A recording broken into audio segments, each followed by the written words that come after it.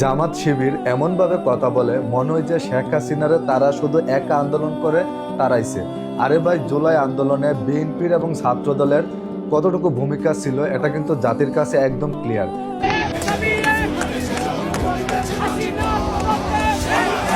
দুটা গুলি লাগছে, এখানে হাতের এখান থেকে একটা গুলি লেগে বেরিয়ে গেছে, আর একটা গুলি লাগছে এই হাতে। তো গুলি লেগে বেরিয়ে গেছে ভাই, এটা গুলির জিনিসটা নকশা করে বানায় নাই কেউ। ওখানে চামড়া দেখলে আমি বুঝতে পারছি চামড়াটা তো এবড়ো থেবড়ো হয়ে আছে এখনো। কোথাও এই নিউজটা হয়েছে নিউজ কেউ দেখছে? সার্জিস আলম একটা গুলি খেয়েছে, তার শরীরে একটা রাবার বুলেট লাগছে।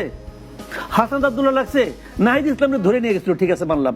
আসিফকে মারছে কেউ, নাকি ওই মাস্টার মাইন্ড কি মাহফুজ আলম ওনার গায়ে লাগছে কিছু? তাহলে ছাত্রদল এত বড় একটা সংগঠন, যার সভাপতি, রানিং সভাপতি গুলি খেয়েছে, রাবার বুলেট খেয়েছে, গুলি এই পয়সা বলতে বেরিয়ে গেল। তার নিউজ দেখছে কোথায় পর্যন্ত? দেখেন নাই। তো তারা কি কোনো ভূমিকা রাখে নাই? কারণ বিএনপির অনেক ছাত্রদল সহ বিএনপির যত নেতাকর্মী মারা গেছে তারা কিন্তু একটা লিস্ট তৈরি করেছে। দেখবেন যে যত শহীদ হয়েছে তার বেশি শহীদ হয়েছে বিএনপি থেকে। তো জামাত শিবিরের যে লিস্ট রয়েছে তাদেরকে বলেন তাদের লিস্টটা জাতির সামনে তুলে ধরতে।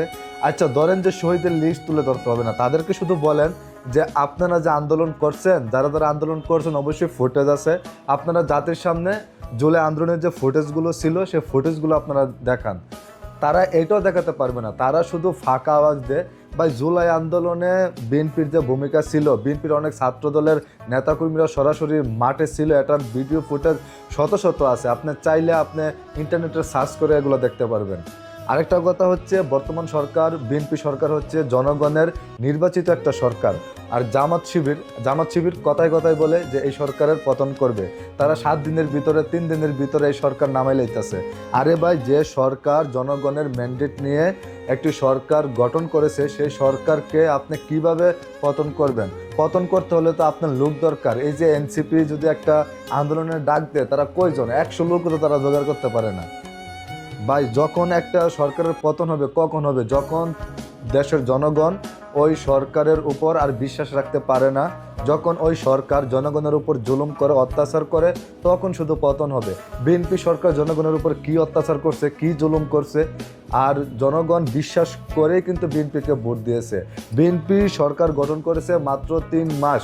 3 মাস আপনি সরকারকে যে বেকায়দা ফালানোর চেষ্টা করতেছেন, জায়গায় জায়গায় আন্দোলন, আপনারা যেখানে খুশি ছোট ছোট ইস্যু নিয়ে আপনারা যেখানে খুশি রাস্তা ব্লক করে দিচ্ছেন। আর সর্বশেষ যে ইসলামী ব্যাংক, বা ইসলামী ব্যাংকের পরিচালক কে হবে না হবে সেটা নির্ধারণ করবে বাংলাদেশ ব্যাংক। বাংলাদেশ ব্যাংক হচ্ছে একটা সেন্ট্রাল ব্যাংক। এই ব্যাংকের অধীনে যত ব্যাংকগুলা রয়েছে সেই ব্যাংক কিন্তু সকল ব্যাংককেই নিয়ন্ত্রণ করে বাংলাদেশ ব্যাংক। তো সেই ব্যাংকের পরিচালক কে হবে না হবে সেটাও তো নির্ধারণ করবে বাংলাদেশ ব্যাংক। আর বাংলাদেশ ব্যাংক যাকে পরিচালক হিসাবে নিয়োগ দিয়েছে সে হবে পরিচালক। কিন্তু ভাই, গ্রাহকরা কেন আন্দোলন করবে? আর আপনি ভিডিও ফুটেজ দেখেন নাই? সাংবাদিকরা যে প্রশ্ন করে, একজনে বলে যে আমার ভাইয়ের টাকা, তার পক্ষ থেকে আমি আইছি। প্রক্সি গ্রাহকও আন্দোলন করে, বুঝতে পারছেন? ওর কোনো টাকা নাই, ওর কোন ভাইয়ের টাকা আছে ব্যাংকে, সেজন্য সে আইছে আন্দোলন করতে। ভাই, বাংলাদেশের যে বর্তমান পরিস্থিতি, জামাত ইসলাম কখনো চায় না, এরা আগেও চাইতো না, 1971 সালেও চাইতো না যে বাংলাদেশ শান্তিতে থাকুক। এবং আপনারা দেখেন যে 2026 সালে এসেও তারা চাচ্ছে না যে বাংলাদেশ শান্তিতে থাকুক। তারা 1971 সাল থেকে 26 সাল পর্যন্ত দেশের ভিতরে যত অস্থিতিশীল পরিবেশ এই পর্যন্ত হয়েছে সবগুলোতে দেখবেন এই জামাত শিবিরের হাত রয়েছে।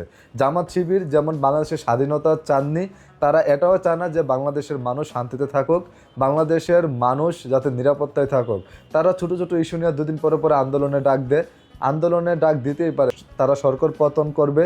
তারা 7 দিন 3 দিনের ভিতরে তারা সরকার নামাই লাইতেছে। বা এই সরকার জনগণের ম্যান্ডেট নিয়ে সরকার। আপনারা জনগণ যদি চায়, জনগণ এখন মনে করে যে বিরোধী দলের যে ভূমিকা জামাতের থাকা উচিত ছিল, জামাত সেই জায়গাতে ব্যর্থ। বিরোধী দলের যে যোগ্যতা, সেই যোগ্যতা জামাত হারিয়ে ফেলেছে। বিরোধী দলে থাকার যোগ্যতাই জামাতের নেই। তার জন্য আপনারা আমি বলবো যে জামাত ইসলাম যে ফাঁকা আওয়াজগুলো দেয় এই ফাঁকা আওয়াজগুলো আপাতত বন্ধ রাখতে হবে, কারণ জনগণ জানে যে কাকে ভোট দিতে হবে, এই জনগণ জানে যে ৭১-এর পক্ষেই থাকতে হবে।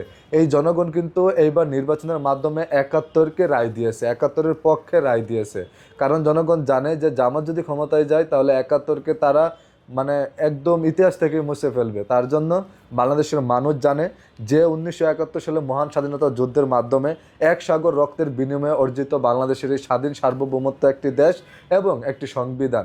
আর আপনারা যারা এই সংবিধান যারা মুছে ফেলতে যাচ্ছেন এটাও আপনারা পারবেন না, কারণ এই সংবিধান অর্জনের জন্য আমাদের অনেক শহীদ রক্ত দিয়েছে, শহীদ হয়েছে।